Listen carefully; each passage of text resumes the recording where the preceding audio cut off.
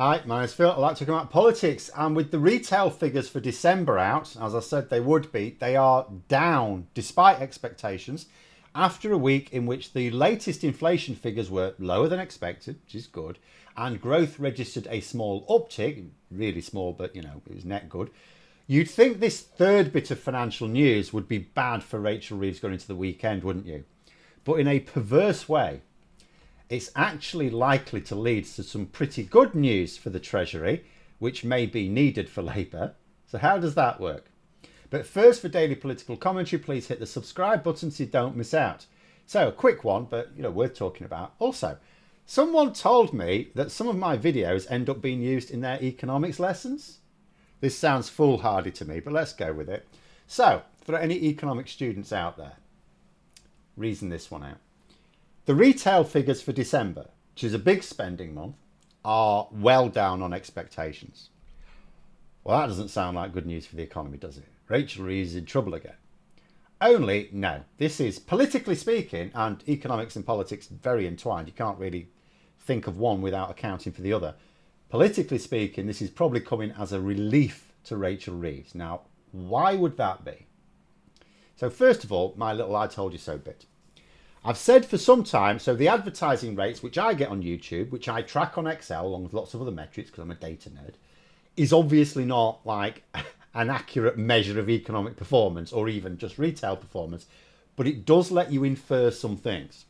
And I have been saying for the past few weeks, so advertisers essentially blow their budgets in November and December. You get a ramp up of advertising revenue in the last few months of the year. And December is always either the top or more usually the second top month for advertising rate on YouTube.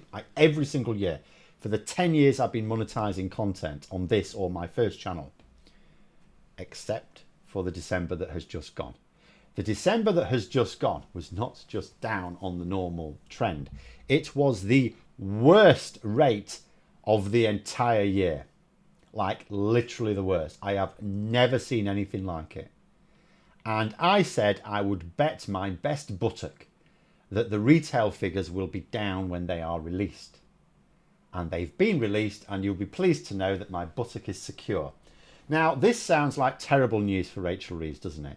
Low consumer confidence, problem for the economy. But this news, perversely, is quite good. First of all, as it was announced, I wasn't seeing it flashing across the major news outlets. No one's making a big deal of it as far as I can tell. And the Daily Express, they're really gunning for Reeves at the moment. Oh, they're really going in hard. But they couldn't be asked to make much of this. Same with the Daily Mail and some of the other usual suspects. Now, maybe they'll go on to fashion something for tomorrow's front pages, but it seems at the moment that they consider it a little bit toothless. Now, that in itself is not good news for the government. It's just an absence of bad news. When the country has above target inflation, the Bank of England, who are charged with managing inflation, quite likes it if people don't spend very much. In fact, their response to high inflation is to adjust monetary policy specifically to discourage spending. Because if you've got high inflation and you want that inflation to be lower, there's only two ways to do it. You either need to boost supply or you have to reduce demand. Now, the Bank of England cannot boost supply, only of money, and that actually makes it worse. So all they can try and do is restrict demand by making things more expensive. And usually the way they do that is put interest rates up. Government don't like it when interest rates go up for all sorts of reasons, not the least of which is it puts up your cost of borrowing. Now, earlier this week, the fact that inflation came in at 2.5% when economists had thought it would be 2.6% meant there was increased talk of an interest rate cut next month. Now, the Bank of England has said they want to be quite aggressive with interest rate cuts over this coming year. Well, now that the retail figures for December have come out and they're down 0.3% when they were expected to be up by 0.4%, means that there's talk in the financial news of an interest rate cut next month, not just being now more likely, but basically certain. You may as well put it in your diary. And this would be very good news for Rachel Reeves, as we've discussed to death now. The lesson we are learning from America, and indeed other countries who've had recent elections, but we've had the American election analysis rammed down our throats, is cost of living is a government killer right now. People don't even seem to consider inflation in parallel with incomes. Like, you know, if inflation, if your costs go up by 5%, but your income goes up by 10%, you're winning at life, right? But people aren't thinking about that. They're just seeing the cost of living. So the focus is just on the increase in costs, as far as we can tell. Well, if inflation continues to be lower than expected, and it's already close to target, and if interest rates continue to be cut in line with the Bank of England's current fairly aggressive plan, it'll never go down to where it was a few years ago, but you know, it could still come down 1.5% maybe this year, potentially. This is hugely helpful to the government, because next year, when the GDP figures come out for December, they're probably going to show contraction. I mean, it might even mean overall contraction for the final quarter of last year. But if interest rates are cut, that will be bigger news for most of the public, because we've already established people aren't that bothered about GDP figures. They are bothered about interest rate figures. They are bothered about inflation rate figures.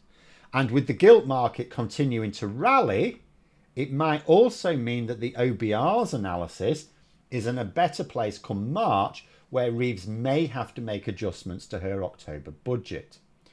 Although it will obviously take a long time to turn around this economy, because, you know, we're told economies are like oil tankers. It's not like a speedboat, and even a speedboat takes time to turn around. There is reason to think the Tory press may find it harder to get their hooks into the government as the year progresses. You know, so inflation at the moment is under control. Yes, it's described as sticky. It's not getting below that 2% mark very quickly, but it's sort of under control, which is actually helped, ironically, by the lower retail figures, which leads to interest rate cuts, which are seen as very good news by a lot of voters, because just as if inflation is too high, if people are buying too much, there's not enough supply, you increase interest rates to make that harder. The reverse sort of happens if you have the opposite problem. You know, so everything at the moment suggests that we're not going to be looking at a recession being announced later this year, technical or otherwise, as long as, of course, we dodge the worst of Trump's economic policies later on. So, yeah, it's not often you can say, oh, poor retail sales in December. Yeah, the government will be pleased about that. And it's certainly not something you would really hope for in the long term.